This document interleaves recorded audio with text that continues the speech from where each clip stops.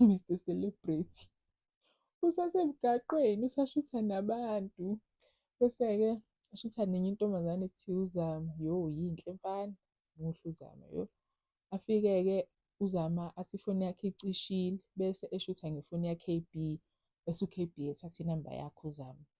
Bese beyahamba-ke uZama, u-KB bese ebona uma wengane yakhe. Eyi, baze babonane, eyi. Bese uyamjabulela-ke, bese uyamtshela ukuthi uya esibhedlela uyobona uma wakhe. Bese ethi akangene emotweni-ke bahambe bowu-2. Bese ethi u-Mr Celebrity yena imali uzoyikhokha. Lapho kuthiwa ifuneka within 48 hours, 2 days, kuhlanganise u-100,000.